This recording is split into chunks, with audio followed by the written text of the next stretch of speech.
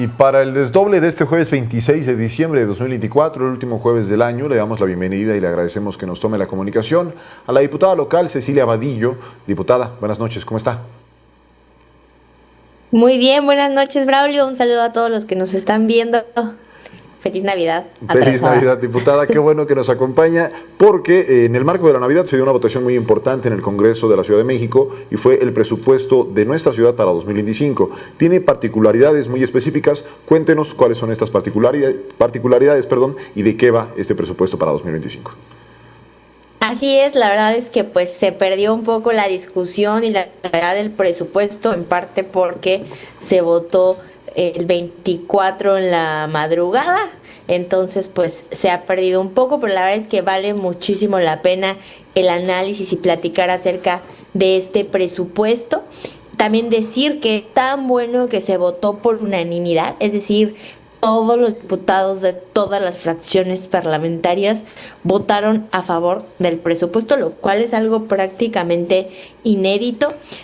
Pues, ¿qué es lo que tenemos o cuál es lo novedoso? Tenemos un incremento en todas las áreas, empezando porque, bueno, se cubren y se cumplen las promesas de campaña de Clara Brugada. Tenemos 17,000 millones de pesos para programas sociales, tenemos incrementos del 200% en educación, del 20% en cultura, tenemos un incremento muy importante en vivienda, que es fundamental porque es una demanda muy profunda de las y los changos. 9,000 millones de pesos se van a destinar a la construcción de nuevas viviendas en el 2025. Tenemos también un incremento del 185% en movilidad. Este se va a usar para crear 3 líneas de Metrobús nueva, siguiendo la que va a dar la vuelta al circuito interior. Tenemos la inversión más grande en la historia del metro, con 23,000 millones de pesos. Tenemos además que también esto sirvió, o sea, esto fue porque todos los partidos votaron por unanimidad, porque hay un incremento parejo a todas las alcaldías, el incremento más grande de toda la historia de las alcaldías, con 8,8% parejo, porque anteriormente se usaba que era así de que para los de Morena les incrementaban más, para los de el color azul era menos. Ahora no, fue un incremento parejo para todas de 8,8%, y además hay que decirlo que todo esto se logra no solo sin incrementar deuda, sino que pagando deuda. Estamos pagando el 0,5% de la deuda. Y ahora es muy importante decir, bueno, ¿cómo se va a lograr hacer esto? ¿No? Porque todo suena muy bien, mucho incremento, y se logra de manera muy sencilla con un impuesto que se pone a la nómina de las grandes empresas. Es importante decir esto porque no queremos espantar a los pequeños ni a los medianos empresarios. Las empresas de menos de 10 empleados no tienen ningún impuesto. Las empresas que van de 10 a 50 empleados tienen un impuesto del 0,5% a la nómina. Y las empresas que van de 50 empleados arriba tienen un impuesto del 1% a la nómina, pasando del 3% al 4%.